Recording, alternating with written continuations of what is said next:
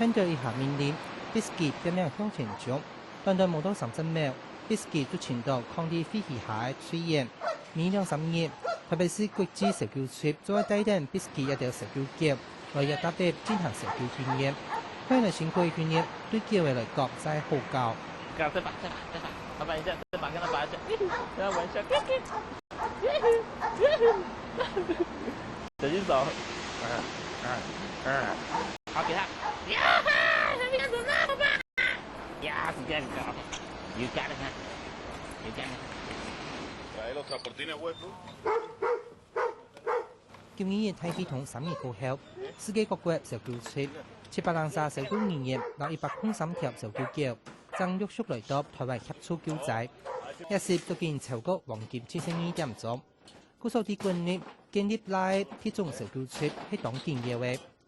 特別是一啲體育員成立嘅全國體育嘅符合國際標準嘅石球隊，一批嘅4條國外帶入來嘅專業石球腳。唔過10年過後，全國一刻生產嘅產業5條符合國際 IRO 標準嘅專業石球腳。我們實際上有很多搭配的，不只是狗了，我們還有生命探測器，而且有各種探測器，有聲呐，有這個探測器。只要你人只要還活着，有心跳，它實際上那個波都可以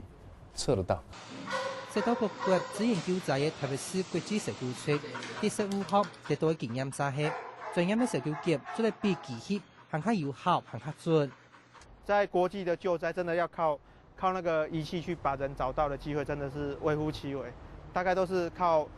一般的第一時間那個消防隊，還有第二梯次的搜救隊的狗去找到人的機會會比較高一點。不過有時節呢套石球腳盡顯不一樣嘅，甚至比派入前罹難者嘅儀器，也三密度石球腳分唔清楚。如果搜救犬它當下同時在一個災區現場內去標定罹難者跟幸存者的情況下，往往搜救犬會被罹難者的氣味給誤導，而忽略到幸存者。蘇特唔係以速度衝刺，靠卡到石球腳皮肉又難又貴，就算係特別是國際石球隊，也搶有4條石球腳，有石球能力。以奧地利這個國家來講的話，光他們一個城市有150萬的人口，那他們的狗就配置了18隻。維也納這個地方，這種工作犬的這個訓練的技術應該在國內要慢慢讓它生根，因為不能始終仰賴國外的，因為你挑犬訓練這個時間非常冗長，而且代價很高。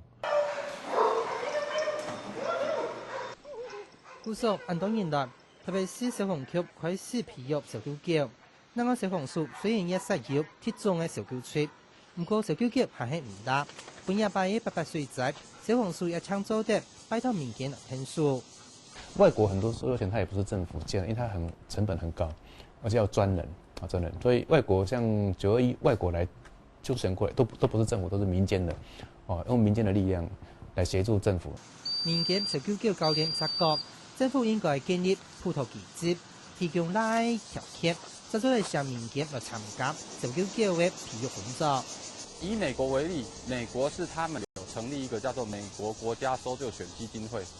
這個基金會所有的費用是由聯邦政府來支出。那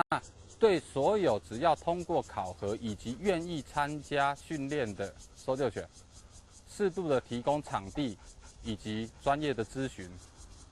醫療補助這方面，那有這些的誘因，參與者會更多。10年前嘅天佑系統，係條認識嘅石球腳嘅重要。近年來，一群人類親重嘅朋友，也組合設計4條，作為一道寶貴嘅生命。不過，社會完整嘅制度及政策，可能不會按照當時有幾條嘅時節，實係哀求也難。下個新聞，蔡依卓、陳俊明，佢哋報道。